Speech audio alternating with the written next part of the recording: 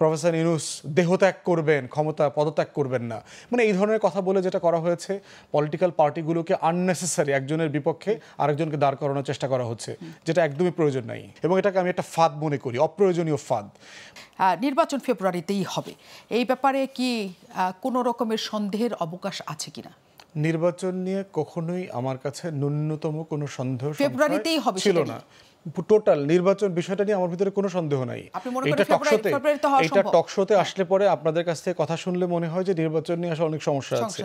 একটা সেটেলমেন্ট আছে, political পার্টিসগুলো regular মানে অন্তর্বর্তীকালীন সরকার প্রধান উপদেষ্টার সাথে রেগুলার যোগাযোগ করছে। গত বছরের সেপ্টেম্বর থেকে প্রফেসর ইউনূস বলেছেন ডিসেম্বর 25 থেকে জুন 26-এর ভিতর নির্বাচন হবে, এবং পারসিস্টেন্টলি একই পজিশন দেশি বিদেশি সকল গণমাধ্যমে তিনি বলেছেন।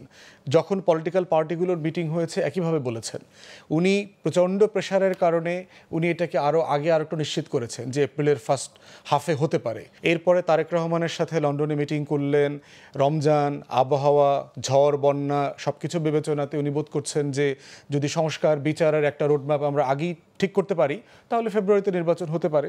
তো এখন উনি যেহেতু ঐকমত্য কমিশনের একটা মানে মিটিং শেষ পর্যায়ে চলে এসছে, সনদ প্রায় স্বাক্ষর হওয়ার মতো জায়গাতে আছে, বোঝা যাচ্ছে যে এখন আমরা কি কাজ করতে পারবো না। তো সেখানে উনি তো ওনার ওয়াদা মতো উনি ইলেকশন কমিশনকে এখন বলেছেন, অনেকখানি স্পষ্ট হয়েছে।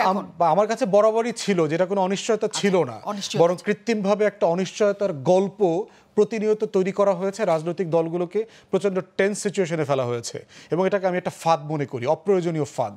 প্রফেসর ইউনূস দেহত্যাগ করবেন, ক্ষমতা পদত্যাগ করবেন না, মানে এই ধরনের কথা বলে যেটা করা হয়েছে, পলিটিক্যাল পার্টিগুলোকে আননেসেসারি একজনের বিপক্ষে আরেকজনকে দাঁড় করানোর চেষ্টা করা হচ্ছে, যেটা একদমই প্রয়োজন নাই।